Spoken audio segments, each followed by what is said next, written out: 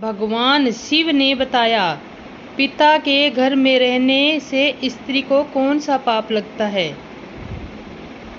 एक दिन की बात है, जब देवी पार्वती पृथ्वीलोक पर भ्रमण करने भगवान शिव के पास आती है और कहती है, हे परम परमेश्वर, देवों के देव प्राणनाथ, आज जब मैं मृत्युलोक पर भ्रमण कर रही थी, तब मैंने देखा कि कुछ कन्याएं अपने पिता के घर कई अधिक समय से रह रही हैं, जबकि पिछले युगों में कन्याओं का विवाह कम आयु में होता था और तभी से वह अपने पति के घर रहने को जाती थी। तथा मैंने एक विचित्र घटना भी देख ली कि कई सारी कन्याएं विवाह के बाद भी पिता के घर में लंबे समय तक बार बार रहने जाती है। हे प्राणनाथ, मैं जानना चाहती हूँ कि क्या एक पिता के घर में कुंवारी कन्या का कई अधिक समय तक रहना सही होता है या नहीं। कौन सी आयु में कन्या का विवाह करना योग्य होता है और विवाह के बाद पिता के घर में रहने से कौन सा पाप लगता है। हे स्वामी, आप ही जगत के सत्य हैं और सत्य ही शिव है। शिव की आदि और अनंत है। कृपया करें, मेरी जिज्ञासा को शांत करें। तब भगवान शिव मुस्कुराते हुए बोले, हे देवी पार्वती, आज आपने जो प्रश्न किए हैं वे समस्त मानव जाति के कल्याण हेतु अत्यंत महत्वपूर्ण है। आज मैं आपको इन सारे प्रश्नों के उत्तर इस एक सच्ची घटना के माध्यम से देता हूँ। यह सारे मेरे प्रभु के श्री कृष्ण के काल द्वापर युग की है। आप इस कथा को ध्यान से सुने। जो भी प्राणी इस कथा का श्रवण का प्रसारण करता है, उसके 100 अपराध माफ करता हूँ और मृत्यु के बाद वह प्राणी अनंत काल तक मेरे साथ कैलाश में वास करता है। तभी देवी पार्वती कहती है, हे स्वामी, मैं इस कथा को ध्यान से पूरा अवश्य सुनूंगी। कृपा करें और इस कथा को कहें। तब भगवान शिव कहते हैं, हे देवी पार्वती, यह 28वें द्वापर युग की घटना है। युद्ध कलु श्रेष्ठ वीरवर उग्रसेन के यहाँ जो घटना घटित होने वाली थी, उसी का मैं भूतकाल के रूप में वर्णन करूंगा। माथुर प्रदेश में मथुरा नाम की एक नगरी है। वहाँ उग्रसेन नाम वाले यदुवंशी राजा राज करते हैं। वे शत्रु विजय संपूर्ण धर्मों के सनातन प्रजा करने समय और अति गुणवान राजा थे। वे मेधावी नमक राजा अग्रसेन दूर पूर्व राज्य का संचालन और प्रजा का पालन करते। वहीं उन दिनों परम पवित्र विभत्स देश के सत्ययुग नाम से प्रसिद्ध रहा है, जिसका नाम मायावती था। वह सत्य धर्म का आचरण करने वाली, अति सुंदर, गुणवान और चरित्रवान होने के कारण दूसरी लक्ष्मी के समान थी। मथुरा के राजा अग्रसेन ने उस सुंदर नेत्रों वाली मायावती से विवाह किया। उसके स्नेह और प्रेम से मधुरता नरेश मुग्ध हो गए। मायावती को वह अपने प्राणों से समान प्यार करने लगे। उसे साथ के लिए बिना भोजन तक नहीं करते थे। उसके साथ क्रीड़ा विलास में भी राजा का समय बीतने लगा। भगवान शिव कहते हैं, हे देवी पार्वती, मायावती के बिना उन्हें एक क्षण भी चैन नहीं पड़ता। इस प्रकार से आने वाले प्रतिदिन में उन दोनों पति पत्नी में प्रेम बढ़ने लगेगा। फिर कुछ समय बाद विबुध नरेश सत्यकेतु ने अपनी पुत्री मायावती को याद किया और उसकी माँ भी उसको देखा। उसके देखने के कारण बहुत दुखी हुई। एक दिन उन्होंने अपनी बेटी के हालचाल जानने हेतु मथुरा नरेश उग्रसेन के पास पहुँचे। दूत भेजे। मित्रों, भगवान शिव कहते हैं, हे देवी पार्वती, दूतों ने जहाँ जाकर आदर पूर्व राजा से कहा, महाराजा विभद्र नरेश सत्यकेतु ने अपनी कन्या और इस राज्य की महारानी के सकुल समाचार जानने हेतु हमें यहाँ भेजा है। आपको हमारा आदर प्रणाम। अगर उनका प्रेम और स्नेह पूर्ण अनुरोध आपकी स्वीकार हो तो राज्य कुमारी मायावती जी के उनके यहाँ भेजने से व्यवस्था कीजिए। वह अपनी पुत्री को देखना चाहते हैं। मित्रों, भगवान शिव कहते हैं, हे देवी पार्वती, राजा उग्रसेन ने जब दूतों के मुंह से यह बात सुनी कि वे बहुत प्रसन्न हो गए, क्योंकि वे भी चाहते थे कि रानी मायावती को आराम करने हेतु उनके पिता के यहाँ जाना चाहिए। तब उन्होंने स्नेह और उदारता के कारण अपनी पत्नी मायावती को विभिन्न राज्य के यहाँ भेज दिया। पत्नी के भेजने पर मायावती बड़ी खुशी के साथ अपने मायके गई और वहां पहुंचकर अपने पिता के चरणों में प्रणाम किया। उसने आने से महाराज सत्यकेतु को भी बड़ी प्रसन्नता हुई। फिर भगवान शिव कहते हैं, हे देवी पार्वती, मायावती वहां अपनी सखियों के साथ मन से मुग्ध होकर घूमने लगी। पहले ही भांति घर, वन, तालाब और राज्य में विहार करने लगी, क्योंकि वे विवाह के बाद पहली बार अपने पिता के यहाँ गई थी और यहाँ आकर फिर वह बालिका बन गई। फिर कुछ दिन बीतने के बाद वह भूल गई कि उनका विवाह हो चुका है। उनके बर्ताव में अब लज्जा या संकोच का भाव नहीं रहा। फिर भगवान शिव कहते हैं, हे देवी पार्वती, एक दिन की बात है, रानी मायावती अपनी सखियों के साथ एक सुंदर पर्वत पर सैर करने के लिए गई। वहां एक रमणीय वन दिखाई दिया जो केलों के उद्यान से शोभा पा रहा था। उस पर भी फूलों की बहार थी। तब उस राजकुमारी ने देखा कि एक ऐसा रमणीय पर्वत, दूसरी ओर सुंदर वन और बीच में स्वच्छ जल से भरा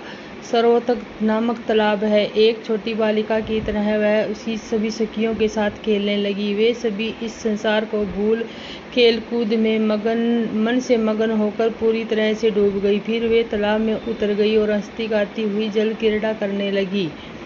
मित्रों, फिर भगवान शिव कहते हैं, हे देवी पार्वती, उस समय कुबेर का सेवक गोभिल नाम का एक दैत्य दिव्य विमान पर बैठकर आकाश मार्ग से कहीं जा रहा था। तब उसी समय तालाब के ऊपर आने से उसकी सृष्टि मनमोहन सुंदर वीरभद्र की राजकुमारी मायावती पर पड़ गई, जो निर्भय होकर स्नान कर रही थी।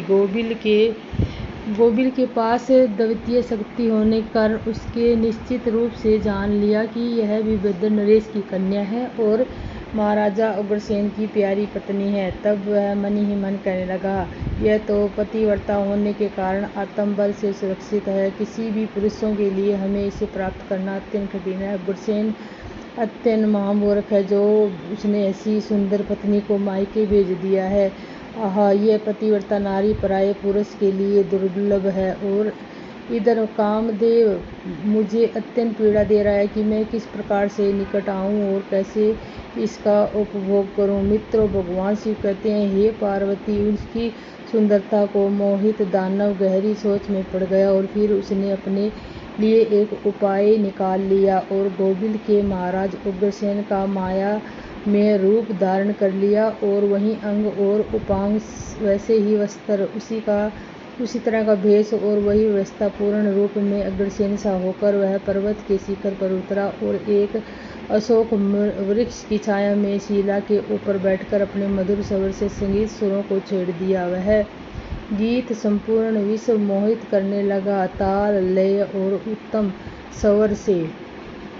और इस तरह आगे सुन लिया। वह सोचने लगा कि मनमोहक कौन गायक वह गीत गा रहा है। राजकुमारी के मन में उसे देखने की तीव्र इच्छा हुई और उसने सखियों के साथ जाकर देखा। तब बैठा हुआ अशोक की छाया में सुंदर प्रतापी बैठा हुआ कोई पुरुष गा रहा है। वह महाराज अग्रसेन की जैसा दिखाई पड़ता है। मित्रों, भगवान शिव कहते हैं, हे देवी पार्वती, वास्तव में तो यह राजा के भेष में नीच दानव गोभिल ही था। मायावती विचार करने लगी कि मेरे स्वामी मथुरा नरेश में अपना राज्य छोड़कर इतने दूर कब और कैसे चले आए। वह इस प्रकार सोच ही कर रही थी। उस पापी ने समय ही पुकारा, प्रिया आओ आओ देवी, तुम्हारे बिना मैं नहीं जी सकता। सुंदर, तुमसे अलग रहकर मेरे लिए इस प्रिय जीवन को व्यतीत करना भी असंभव सा हो गया है। तुम्हारे स्नेह से मोह लिया है, अतः मैं तुम्हें छोड़कर कहीं भी नहीं जा सकता। और अपने पति रूपधारी दैत्य से ऐसा कहने पर मायावती थोड़ी सी लज्जित होकर अपने सामने आई। वह मायावती का हाथ पकड़कर उसे एकांत स्थान पर ले गया और वहां अपनी इच्छा के अनुसार उसका उपभोग किया। मित्रों, भगवान शिव कहते हैं, हे पार्वती, महाराज उग्रसेन के गुप्त अंग में कुछ खास निशानी थी जो उस पुरुष में नहीं दिखाई दी। इससे मायावती के मन में उसके प्रति संदेह उत्पन्न हुआ। राजकुमारी ने अपने वस्त्र संभाल कर पहन लिए और किंतु उसके हृदय में इस घटना से बड़ा ही दुख हुआ कि वह क्रोध में भरकर नीचे दानव गोभिल से बोली, ओ नीच, जल्दी बता, तू कौन है, तेरा आकार दानव जैसा है, तू पापीचारी और निर्दयी है। यह कहते कहते आतंकगली के कारण उसकी आंखें भर आई। वह श्राप देने को उत्तम होकर बोली, हे दुरातन, तूने मेरे पति के रूप में आकर मेरे साथ छल किया है और इस धर्मस्य शरीर को अपवित्र करके मेरे उत्तम प्रातव्य का नाश कर डाला है। अब यही तू मेरा भी प्रस्ताव देख ले, तुझे अत्यंत कठोर श्राप दूंगी। उसकी बात सुनकर गोविल ने कहा, हे पतिव्रता नारी, भगवान श्री विष्णु का तथा उत्तम ब्राह्मण के भय से जो समस्त राक्षस और दानव दूर भागते हैं, मैं तो दानव धर्म से अनुसार ही इस धरती पर विचार कर रहा हूँ। पहले मेरे दोष का विचार करो कि इस अपराध पर तुम्हें मुझे श्राप देना चाहती हो। तब मायावती बोली, पापी, मैं साध्वी और पतिव्रता हूँ। मेरे मन में केवल मेरे पति की ही कामना रहती है। मैं सदा उनके लिए ही तपस्या किया करती हूँ। मैं अपने धर्म मार्ग पर स्थित हूँ, किंतु तूने माया रचकर मेरे धर्म के साथ ही मुझे नष्ट कर दिया। इसलिए हे दुष्ट नीच, तुझे तो मैं भस्म कर डालूंगी। तब गोविल बोला, हे राजकुमारी, यदि तुम उचित समझो तो मैं यह बात ध्यान से सुनो।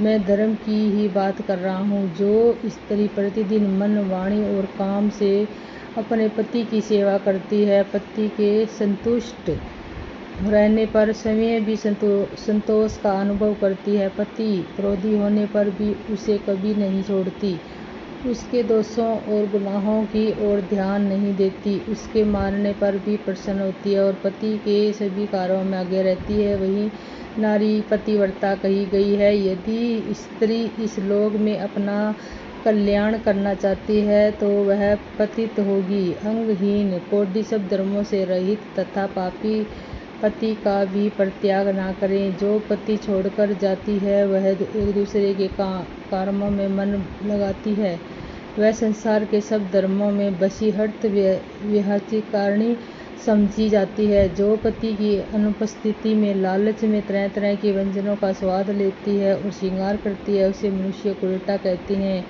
मित्रों, भगवान शिव कहते हैं, हे पार्वती, गोविल आगे कहता हूँ, मुझे वेद और शास्त्रों द्वारा और मेरे गुरु के द्वारा प्रातः धर्म का ज्ञान है। गृहस्थ्य धर्म का परित्याग करके पति की सेवा छोड़कर यहाँ किस लिए आई हो? तुम कितना होने के बावजूद भी अपने मुँह की से कहती हो कि मैं पतिव्रता हूँ। कर्म से तो तुम्हें पतिव्रता का छोटा सा अंश भी दिखाई नहीं देता। तुम डर भय छोड़कर पर्वत और वन में मतवाली होकर घूमती फिरती, इसलिए पापिन हो। मैंने यह महान दंड देखकर तुम्हें सीधी राह पर लगाया है। अब की भी तुम किसी ऐसी दुष्टा नहीं हो सकती। बताओ, तुम पति को छोड़कर इसलिए यहाँ आई हो और आभूषण तथा यह सुंदर वेशभूषा धारण करके क्यों खड़ी हो? हे पापनी, बोलो ना, किस लिए और किसके लिए ये सब किया है? कहा कि तुम्हारा पार्वत्य वो स्त्रियों के समान बर्ताव करने वाली नारी, तुम इस समय अपने पति से 400 कोस दूर हो। यहाँ तुम में पति को देवता मानने का भाव है। दुष्टा, लज्जा नहीं आती तुम्हें? क्या एक ही बर्ताव करना होती है? तुम क्या मेरे सामने बोलती हो? कहाँ है तुम्हारी तपस्या का प्रभाव?